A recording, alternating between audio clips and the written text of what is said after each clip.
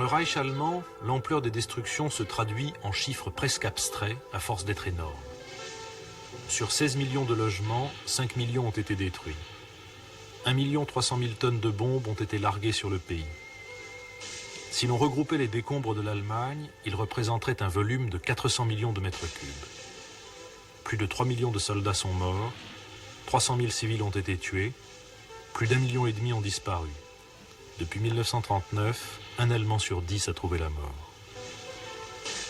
Les ruines de Nuremberg que survole cet avion furent 10 ans plus tôt le lieu même de la parade triomphante du nazisme. Ces murs retentirent de la promesse d'un empire destiné à une race de seigneurs et qui devait durer 1000 ans.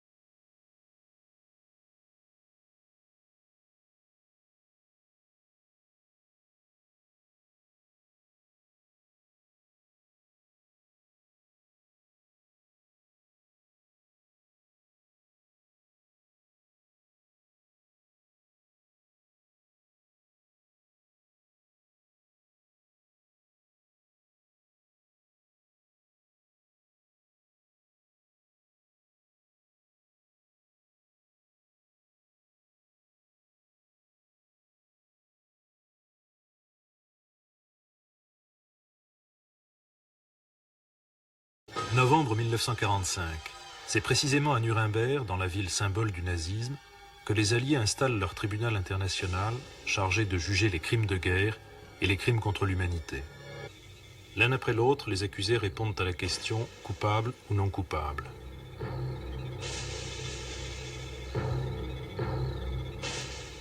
Hermann Göring,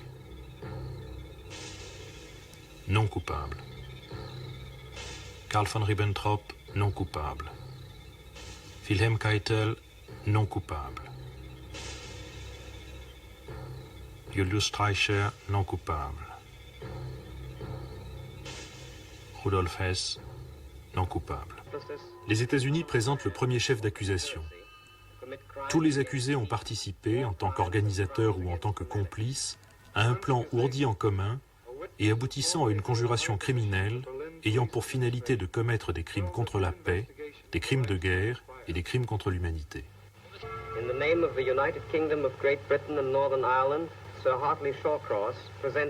Au nom du Royaume-Uni de Grande-Bretagne et d'Irlande du Nord, Sir Hartley Shawcross présente le deuxième chef d'accusation, les crimes contre la paix.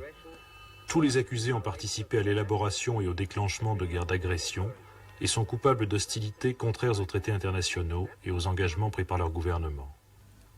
Après l'occupation de la Rhénanie et l'annexion de l'Autriche et de la Tchécoslovaquie, les accusés nazis se sont consacrés à la conquête de la Pologne. Le gouverneur de Pologne, Frank, a écrit dans son journal intime « Il faut profiter de ce que l'attention générale est concentrée sur le front de l'Ouest pour poursuivre la politique d'extermination de milliers de Polonais. »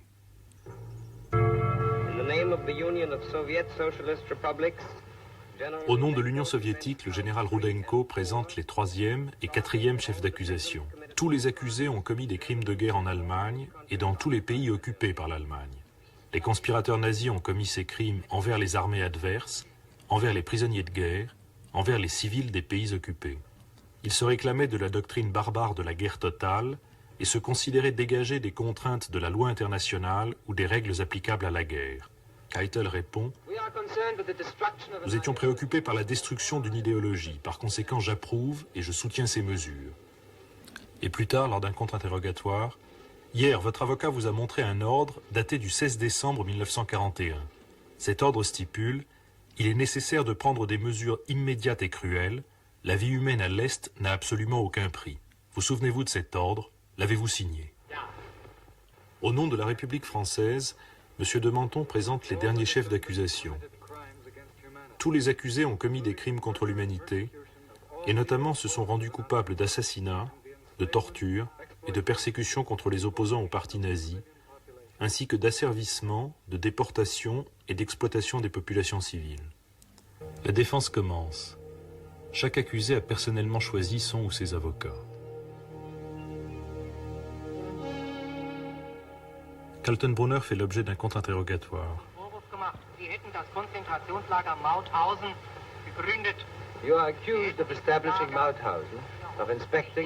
Vous êtes accusé d'avoir créé Mauthausen, d'avoir inspecté et visité ce camp régulièrement. Le témoin, M. Riegel, a témoigné vous avoir vu dans ce camp et même vous avoir vu inspecter les chambres à gaz alors que ces chambres à gaz étaient en opération. Ce témoignage est faux. Chaque camp de concentration dont je ne sais absolument rien a été créé par Himmler. Puis c'est au tour de Julius Streicher d'être contre-interrogé. It has also been stated by the prosecution that Himmler and Kaltenbrunner would have had no one to carry out their orders. Il a été affirmé par l'accusation qu'Himmler et Kaltenbrunner n'auraient eu personne pour exécuter leurs ordres de tuer si vous n'aviez pas fait dans votre presse cette propagande et si dans votre presse vous n'aviez pas dirigé l'éducation du peuple allemand en ce sens. Je ne crois pas que ceux à qui Hitler avait donné l'ordre de perpétrer les massacres l'aient fait à cause de mes journaux. Le livre d'Hitler, Mein Kampf, existait, et c'est le contenu de ce livre qui a été la cause de tout. Puis c'est au tour d'Alfred Rosenberg d'être contre-interrogé. Votre ministère a-t-il obligé les gens à abandonner leur foyer, à partir en Allemagne et à travailler pour les Allemands? Il est vrai que la force fut utilisée, et il est indéniable que de terribles abus ont été commis. C'est enfin au tour de Göring d'être interrogé. À la fin de la réunion, vous avez utilisé ces mots, n'est-ce pas? Les Juifs allemands doivent payer comme sanction 1 milliard de marks, ainsi ces cochons ne pourront plus commettre de crimes. Oui. Continuez-vous d'affirmer que ni vous ni Hitler n'étiez au courant de la politique menée pour exterminer les Juifs?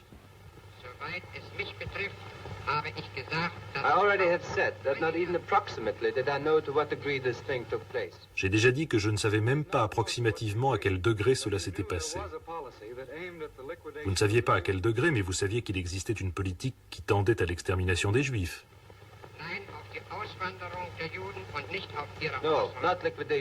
Non, pas à la liquidation des Juifs. Je savais seulement que certains crimes avaient été commis. Maréchal Wilhelm Keitel s'adresse à son tour au tribunal. I erred. I was not able to prevent what should have been prevented. That is my guilt. J'ai entendu dire que je n'ai pas été capable d'éviter ce qui aurait dû être évité. Voilà de quoi je suis coupable.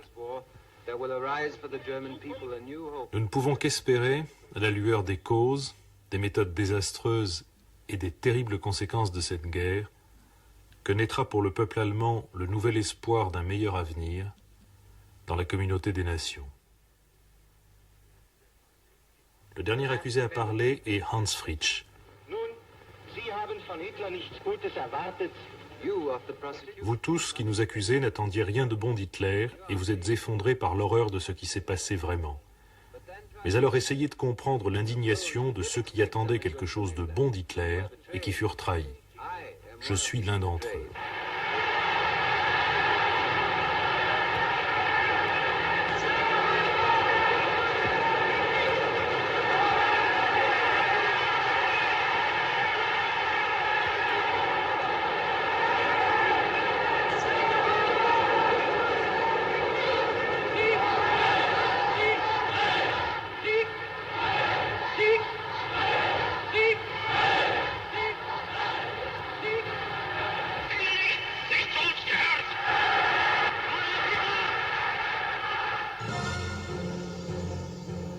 Au nom des États-Unis d'Amérique, le juge Jackson fait le résumé des débats. Selon le témoignage de chacun des accusés, ces hommes n'ont rien vu, n'ont rien dit, et rien n'a été dévoilé en leur présence. Si nous mettons bout à bout toutes les déclarations des accusés, il en ressort un portrait ridicule du gouvernement d'Hitler. Ce gouvernement était composé d'un homme, le numéro 2 du parti, qui n'a jamais rien suspecté du programme d'extermination des Juifs, bien qu'il ait signé de nombreux décrets antisémites. D'un numéro 3, qui n'était tout simplement qu'un Allemand moyen innocent, se bornant à transmettre les ordres d'Hitler sans jamais les lire, comme un facteur ou un coursier. d'un ministre des Affaires étrangères, ignorant des dossiers et très peu au courant des décisions de politique étrangère,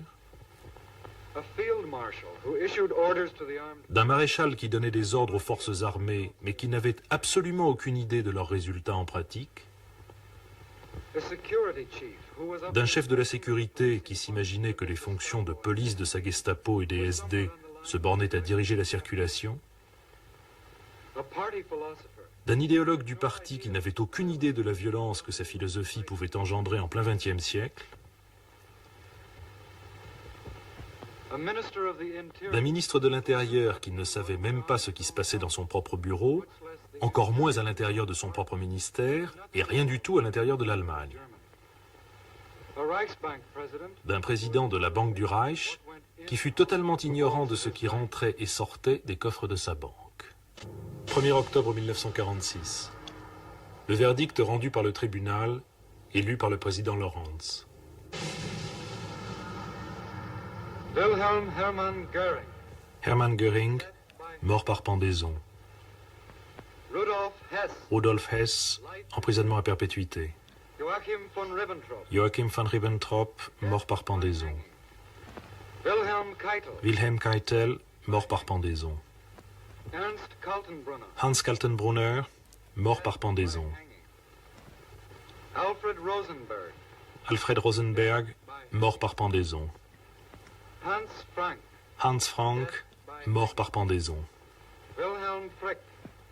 Wilhelm Frick, mort par pendaison. Julius Streicher, mort par pendaison. Fritz Sauckel, mort par pendaison. Alfred Jodl, mort par pendaison. Arthur Seyss-Inquart, mort par pendaison. Walter Funk, emprisonnement à perpétuité. Baldur von Schirach, 20 ans d'emprisonnement. Albert Speer, 20 ans d'emprisonnement. Martin Bormann, jugé par contumace, mort par pendaison. En se suicidant, Hermann Göring échappa au verdict du tribunal de Nuremberg. Le 16 octobre 1946, 3 échafauds tendus de noir furent dressés dans le gymnase de la prison de Spandau.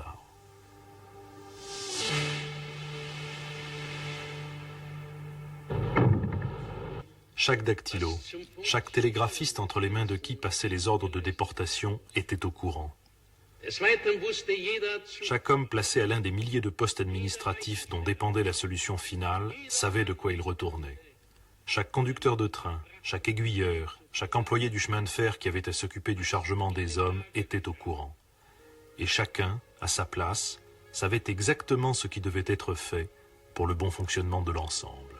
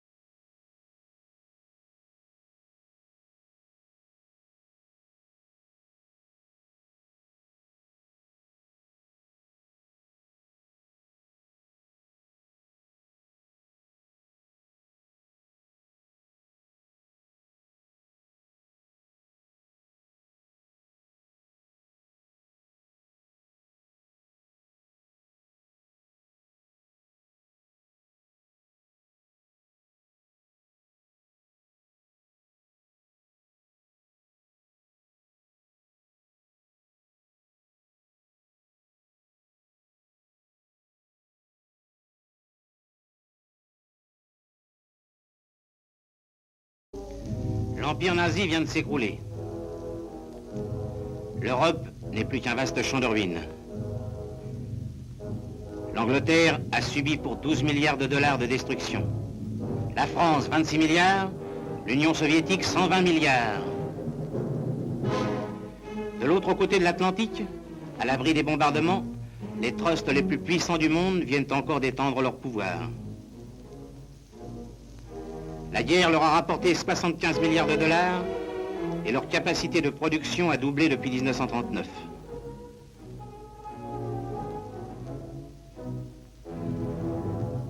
Oui, pour les capitalistes yankees, la guerre est une bonne affaire. Avec la paix retrouvée, les soucis reviennent. Les magnats américains se retrouvent devant la menace d'une nouvelle crise. La production a doublé, mais l'ouvrier ne peut acheter. Surproduction, chômage.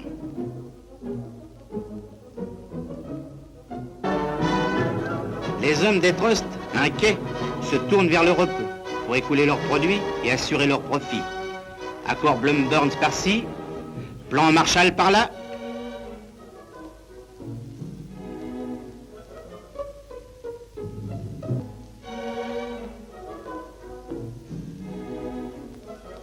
Français, grâce à l'Amérique, vous aurez du beurre.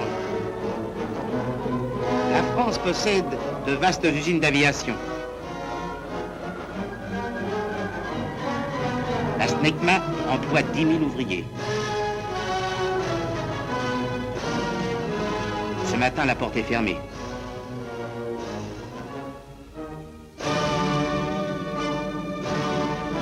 Fabriquer des avions? Les Américains nous en vendent.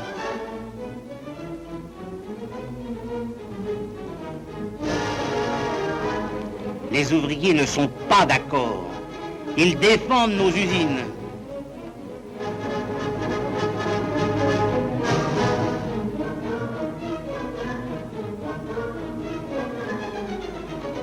Les Américains nous vendent du charbon, mais à Auchel, on préfère l'extraire de notre sol.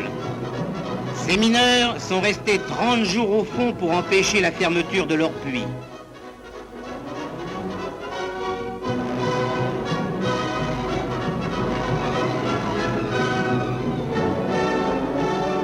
Les mineurs veulent travailler. Les Yankees savent utiliser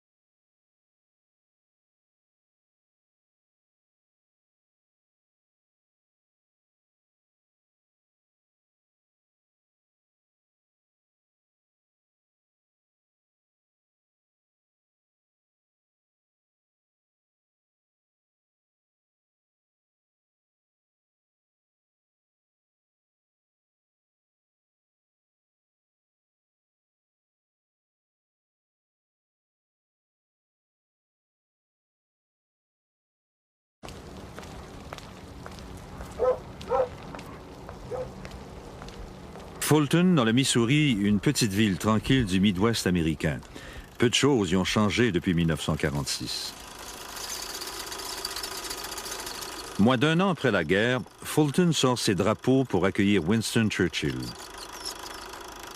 Mais il arrive à Fulton avec de mauvaises nouvelles pour le monde. From Stettin in the Baltic to Trieste in the Adriatic, an iron curtain has descended across the continent.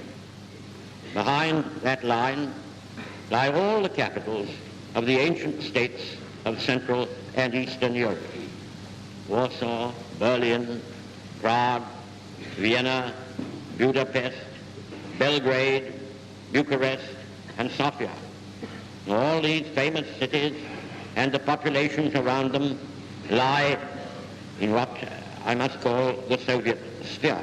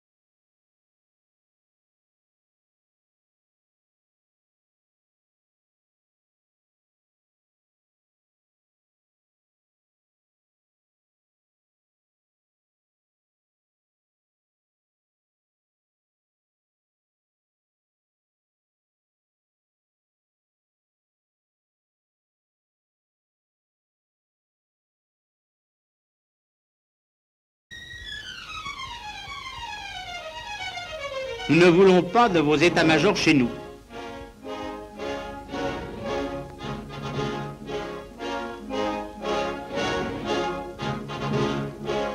Nous ne nous laisserons pas américaniser.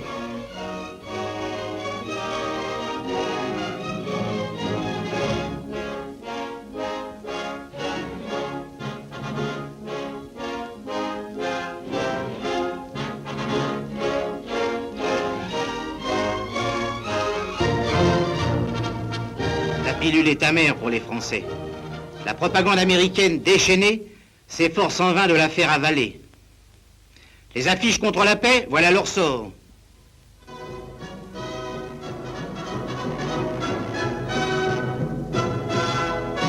Ce sont les assassins de Radour que les Américains choisissent pour encadrer les Français qu'ils veulent lancer dans leur guerre. Ce sont les nazis qu'ils réarment. Le peuple français qui ne veut pas d'un 38e parallèle en Europe dit non au réarmement allemand.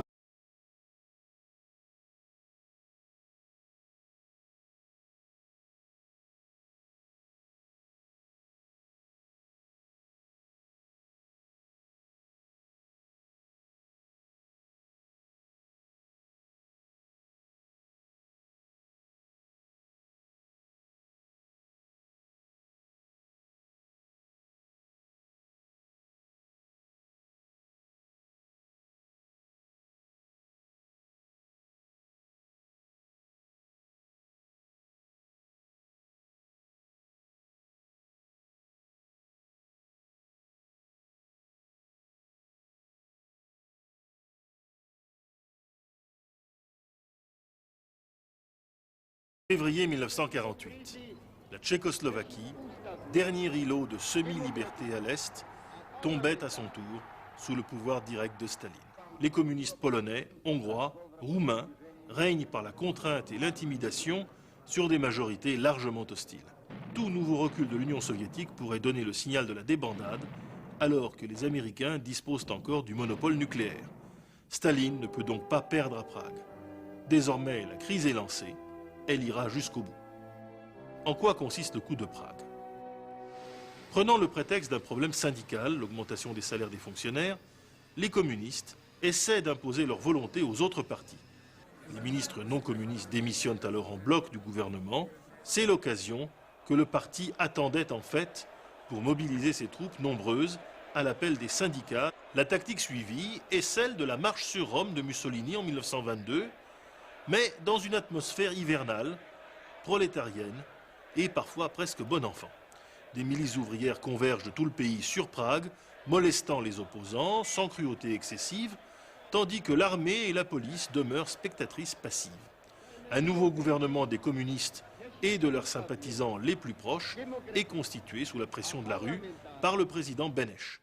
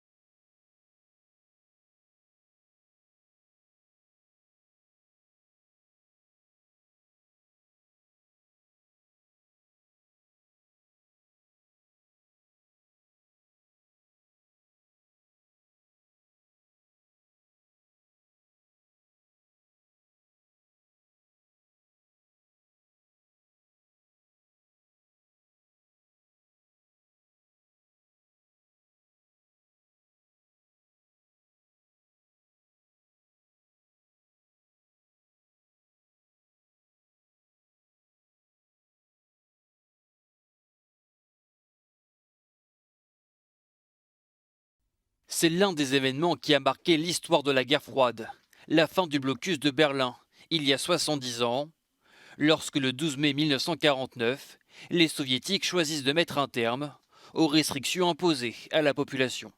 Pendant 10 mois, 3 ans après la Seconde Guerre mondiale, la dégradation des relations entre les occupants de l'Allemagne pousse l'Union soviétique, qui contrôle la zone orientale du pays, à bloquer toute voie de circulation et de communication entre Berlin et l'Ouest. Une situation qui oblige les Occidentaux à approvisionner Berlin grâce à un système de ponts aériens. Des avions sont spécialement affrétés pour transporter des vivres jusqu'à la ville allemande. Les paquets qu'on nous livrait nous donnaient beaucoup d'espoir. On était touchés du fait que des gens osaient les offrir à leurs anciens ennemis. La fin du blocus précipite alors la partition de l'Allemagne en 2 États, l'un communiste, l'autre libéral, pendant plus de 40 ans.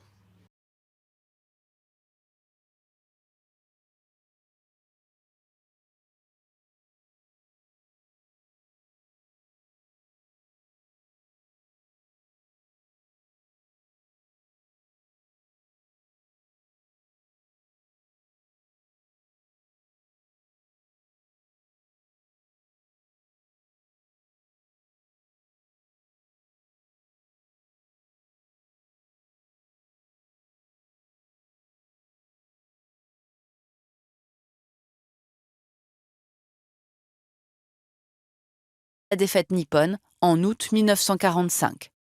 L'URSS occupe alors le nord et les États-Unis le sud du pays. Une frontière artificielle est tirée à la va-vite le long du fameux 38e parallèle pour que Séoul reste en zone sud.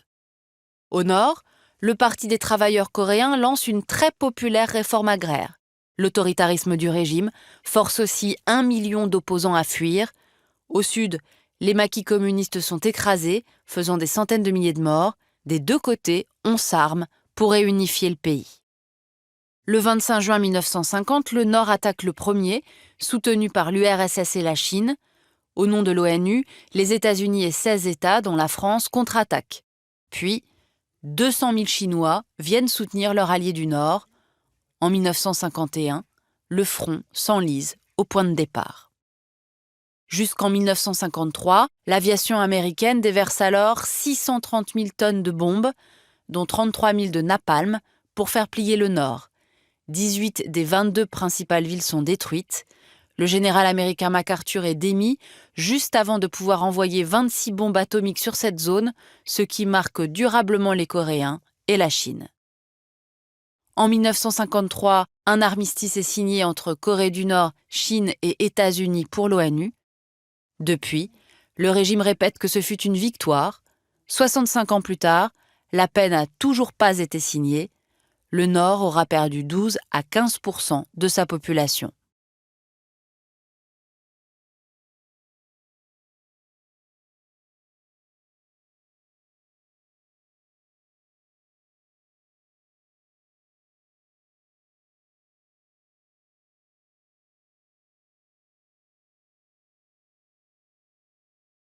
que cette région passe dès le XVIe siècle sous l'influence des Turcs. L'Empire ottoman va tenir le Moyen-Orient arabe sous son influence politique, administrative et souvent militaire pendant 400 ans, de 1516 jusqu'en 1919. Et ce sont des facteurs proprement géopolitiques qui vont mettre fin à cette influence ottomane. Le canal de Suez est ouvert en 1869, avec des capitaux français puis britanniques. Il y a donc volonté de contrôle de cet axe essentiel par les puissances occidentales. Ensuite, il y a l'extension des intérêts coloniaux britanniques vers les Indes, le besoin d'accès au détroit des Dardanelles, la constante poussée russe vers les mers, Méditerranée et Adriatique, et enfin l'erreur de la Sublime Porte de s'allier à l'Allemagne lors du premier conflit mondial. Alors, en échange de leur soutien dans la lutte contre les Ottomans, les diplomaties françaises et britanniques promettent à la dynastie des Hachémites un État arabe unifié dès la fin de la guerre. L'Empire ottoman est démantelé en 1919, donc le grand royaume arabe vaguement promis va-t-il exercer à son tour une influence sur le Moyen-Orient? Eh bien, pas du tout. Car en 1916, en fait, les diplomates français et britanniques, Sykes et Picot, ont signé des accords secrets décidant de se partager le Moyen-Orient en fonction de leurs intérêts. Ce qui fait qu'à partir des années 20, le Moyen-Orient passe sous la tutelle de la France, qui est gardienne traditionnelle des lieux saints et qui va prendre le contrôle de la Syrie et du Liban, et du Royaume-Uni, qui prend le contrôle de la Transjordanie, la Palestine, l'Irak et le Koweït. Cette influence se voit confirmée par la Société des Nations, la SDN, qui confie à Londres et à Paris ce qu'on appelle les mandats, dont on voit ici les découpages. Alors je crois qu'on ne comprendrait pas la totalité des mobiles de ces grandes puissances de l'époque si l'on ne prenait pas en compte la découverte, dès le début du XXe siècle, d'énormes réserves de pétrole dans cette région. Et le pétrole forme, au fond, la troisième influence qui s'exerce sur cette région. Le développement de cette source d'énergie qui, en moins d'un siècle et à l'échelle mondiale, va se substituer au charbon, va créer évidemment une grande dépendance des États consommateurs et par conséquent un besoin de contrôle des sources. C'est d'ailleurs à ce stade du raisonnement qu'il convient d'introduire un nouvel acteur, ce sont les États-Unis d'Amérique. Les compagnies pétrolières américaines ont pris des participations dès les années 30 dans la Iraq Petroleum Company ou la Standard Oil Company of California, qui obtient 50% des droits d'exploration de l'Arabie saoudite. Et après 1945, l'influence américaine va s'accroître en mêlant intérêts pétroliers et calculs stratégiques, ce qui est d'ailleurs à peu près la même chose. Et ce, en s'appuyant sur trois alliés, l'Arabie saoudite, l'Iran et Israël.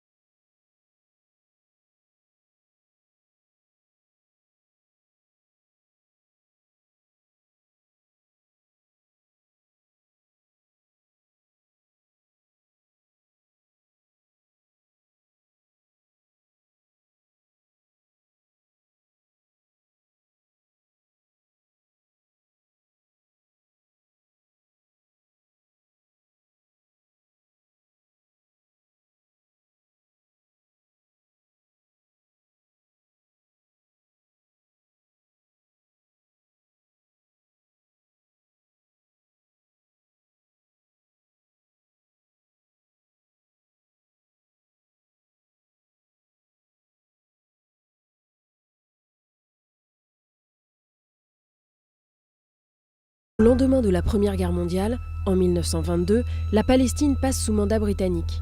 La Grande-Bretagne, ayant promis au mouvement sioniste la création d'un foyer national juif en Palestine, est obligée d'accepter une importante vague d'immigration des Juifs.